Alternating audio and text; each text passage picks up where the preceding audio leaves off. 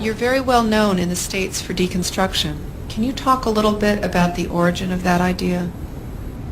Avant d'essayer de répondre à cette question, je voudrais faire une remarque préliminaire sur le caractère totalement artificiel de cette situation. Je ne sais pas qui regardera ce que nous sommes en train de filmer ou d'enregistrer, mais je voudrais souligner, au lieu de les effacer, ces conditions techniques. Ne pas feindre la naturalité là où elle n'existe pas. J'ai déjà commencé à répondre à votre question sur la déconstruction, parce qu'un des gestes de la déconstruction consiste en particulier à ne pas naturaliser, à ne pas faire comme si ce qui n'est pas naturel était naturel, comme si ce qui est conditionné par l'histoire, par la technique, par l'institution, par la société, était une donnée naturelle. The very condition of a deconstruction may be at work in the work, within the system to be deconstructed. It may already be located there, already at work, not at the center, but in an eccentric center, in a corner whose eccentricity assures the solid concentration of the system, participating in the construction of what it, at the same time, threatens to deconstruct. One might then be inclined to reach this conclusion. Deconstruction is not an operation that supervenes afterwards, from the outside, one fine day. It is always already at work in the work. Since the disruptive force of deconstruction is always already contained within the very architecture of the work, all one would finally have to do to be able to deconstruct, given this always already, is to do memory work. Yet since I want neither to accept or to reject a conclusion formulated in precisely these terms, let us leave this question suspended for the moment.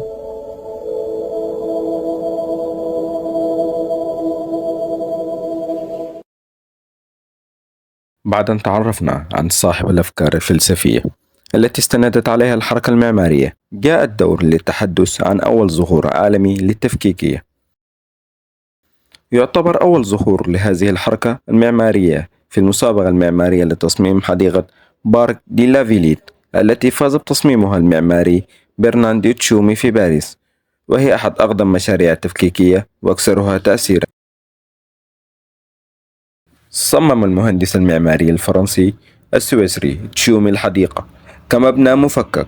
وقال تشومي في تعليقه عن الحديقة في إحدى المقابلات الصحفية: لم يكن الأمر يتعلق بالطبيعة في حد ذاتها، بل كانت لحظة حضارية أسميها أكبر مبنى مفكك في العالم، لأنه مبنى واحد ولكنه مقسم إلى أجزاء كثيرة. بارك دي لافيليت لبرناردو تشومي يعد مشروعا تفكيكيا مبكرا، واحد أقدم وأول المشاريع التفكيكية التي ظهرت.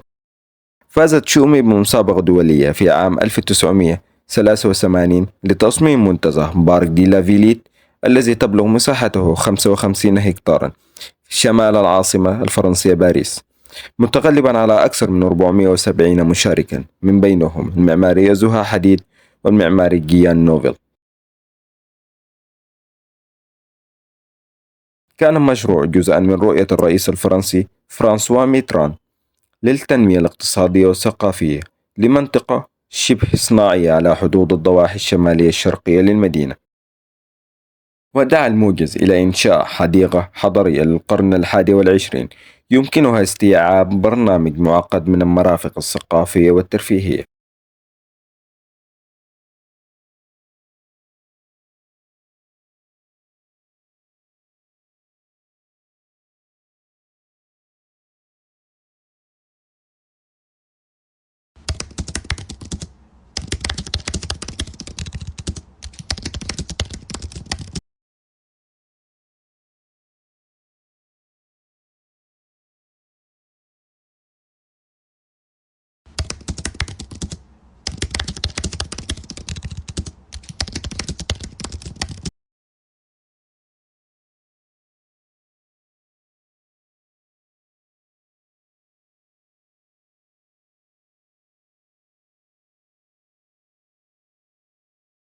architecture really is. I find it quite interesting, that notion of a discontinuous structure. It's things that don't quite all come back to that common denominator.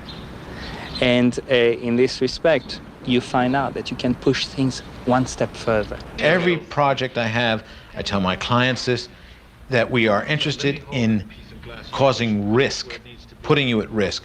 We don't know what we're going to do, we don't know why we're going to do it, and we don't know what the result's going to be.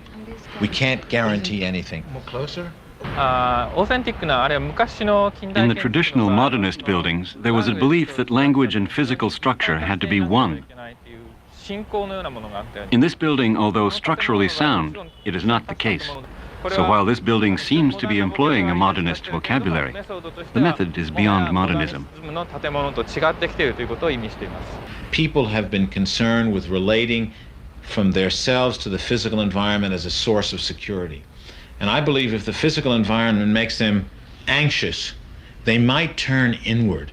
And the true source of security is internal. The physical environment can never provide that. It can provide physical comfort, shelter, but it never can provide psychological shelter. I know the Familian House looks like Hurricane Charlie just came through and wiped out the place. My intention was to connect with the energy of buildings under construction, which look better than buildings completed.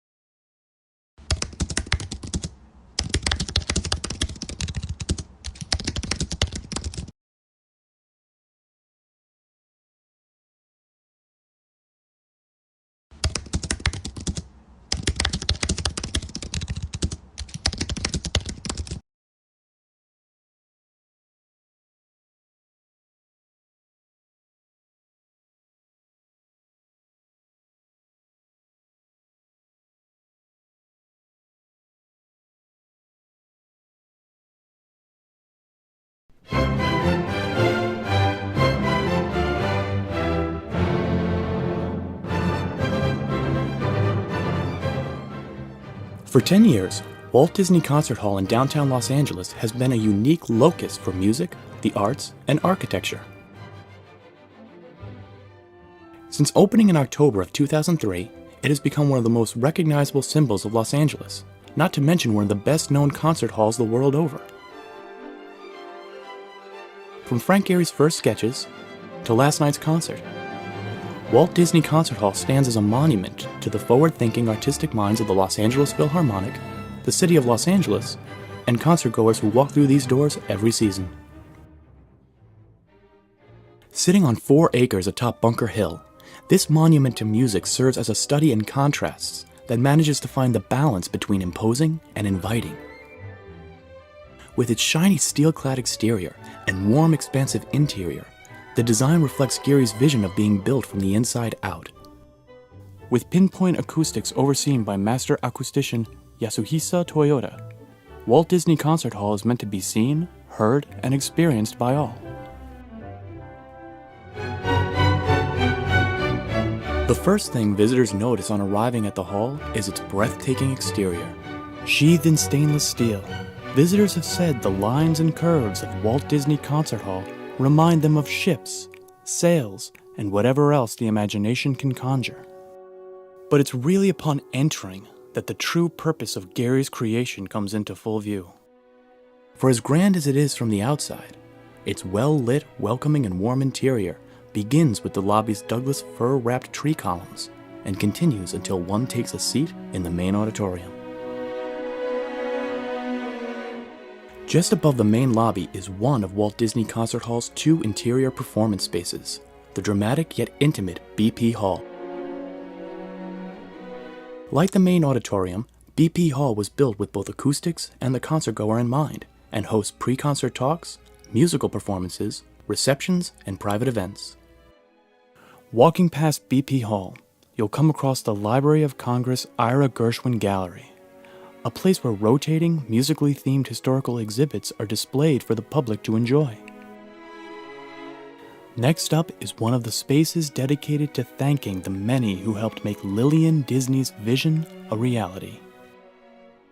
Features throughout the concert hall are named for benefactors, such as the sweeping Henry Mancini family staircase, which provides a unique, colorful view of BP Hall. After climbing the Mancini staircase, you'll find another wall with many names on it. The subtle yet striking Major Gifts donor wall proudly commemorates those individuals and organizations instrumental in Walt Disney Concert Hall's conception and construction. And it's fitting that such recognition is bestowed here, where it can remind guests and concertgoers of the effort and generosity of the many arts patrons who worked together to make Walt Disney Concert Hall happen just before they enter the breathtaking main auditorium.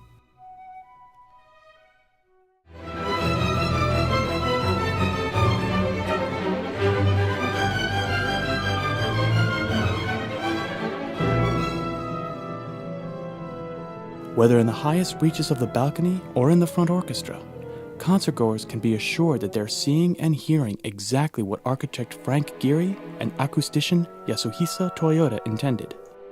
Like the lobby, the main auditorium features the warm tones of Douglas fir and Alaskan yellow cedar for visual and acoustical purposes, and the wildflower design of the seat covering adds a striking dimension to the light-infused openness of the hall. But of all the eye-catching features in the auditorium, perhaps the most iconic is the Walt Disney Concert Hall organ, a collaborative design of Frank Gehry and organ builder Manuel Rosales. Some have referred to it as the French fries. Composer Terry Riley dubbed it Hurricane Mama. But whatever you call it, the Walt Disney Concert Hall organ demands your attention wherever you're seated. In many ways, the organ reflects Frank Gehry's vision for both concert hall and auditorium writ large. A marriage of form and function, a larger-than-life set piece that still manages not to overwhelm by maintaining a human scale. The auditorium, which envelops up to 2,400 concertgoers with its welcoming yet lofty design, is the perfect home not only for the LA Phil, but for the entire city of Los Angeles.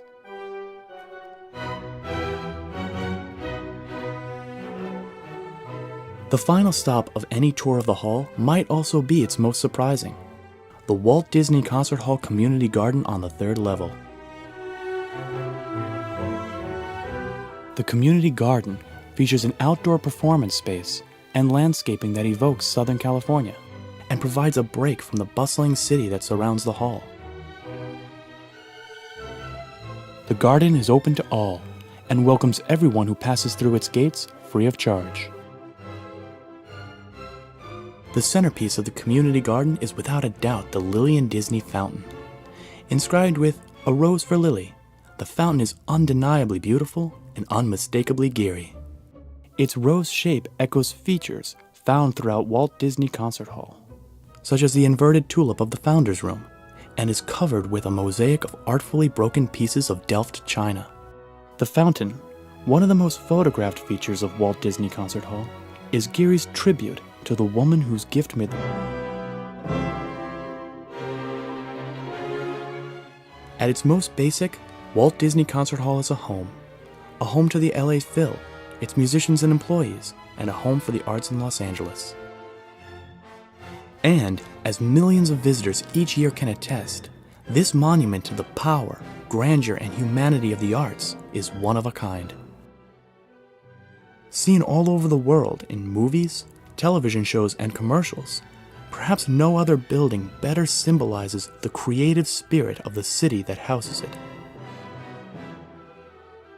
A concert hall, an educational space, a park, an office, and a cultural landmark all rolled into one. Walt Disney Concert Hall represents the best of the city of Los Angeles and the performing arts, and the LA Phil is proud to call it home.